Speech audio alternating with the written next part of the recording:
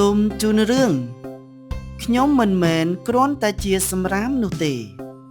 និពន្ធដោយអង្គការតុកតុករូបភាពដោយហិនឆវិនបញ្ចូលសំឡេងដោយលីហាន់ណាហ្វីជំរាបសួរខ្ញុំជាដបផ្លាស្ទិកដ៏មានប្រយោជន៍ខ្ញុំជួយរក្សារបស់របរឲ្យមានអនាម័យប៉ុន្តែខ្ញុំអាចបង្កគ្រោះថ្នាក់បើបោះខ្ញុំលើដីឬដុតខ្ញុំនឹងបំផ្លាញបរិស្ថាន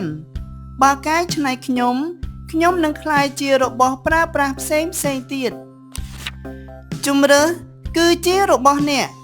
ចូលរួមកាត់បន្ថយការប្រើប្រាស់ខ្ញុំប្រសិនបើប្រើប្រាស់ខ្ញុំសូមកែច្នៃខ្ញុំឡើងវិញជម្រាបសួរ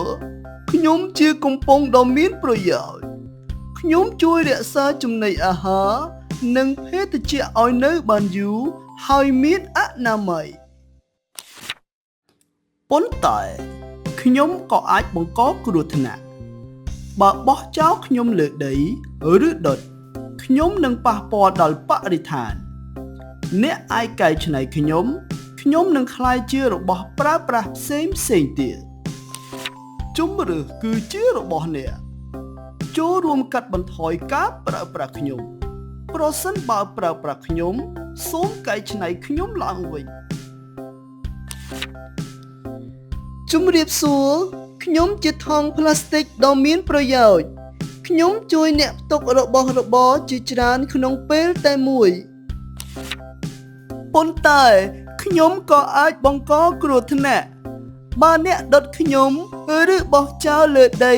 ខ្ញុំអាចប៉ះពាល់ដល់បរិស្ថានអ្នកអាចកែច្នៃខ្ញុំនឹងក្លាយជារបស់ប្រើប្រាស់ផ្សេងទៀតជម្រើសគឺជារបស់អ្នកចូលរួមកាត់បន្ថយការប្រើប្រាស់ខ្ញុំប្រសិនបើប្រើប្រាស់ខ្ញុំ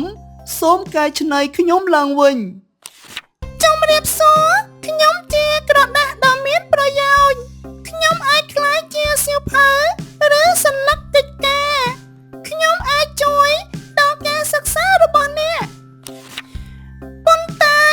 ខ្ញុំក៏អាចបំផ្លាញធម្មជាតិដែរខ្ញុំធ្វើពីដើមឈើខ្ជះខ្ជាយខ្ញុំនឹងប៉ះពាល់ដល់ធម្មជាតិបើអ្នកប្រើប្រាស់ខ្ញុំដោយមិនសន្សំសំចៃអ្នកនឹងត្រូវកាប់បំផ្លាញព្រៃឈើកាន់តែច្រើនជម្រើសគឺជារបស់អ្នកចូលរួមកាត់បន្ថយការប្រើប្រាស់ខ្ញុំប្រសិនបើប្រើប្រាស់ខ្ញុំសូមកែច្នៃខ្ញុំឡើងវិញតើមានសម្រាមផ្សេងទៀតដែលអាចកែច្នៃបានដែរឬទេរឿងខ្ញុំមិនមែនគ្រាន់តែជាសម្រាមនោះទេសន្មតថាចប់តែត្រឹមនេះសូមអរគុណ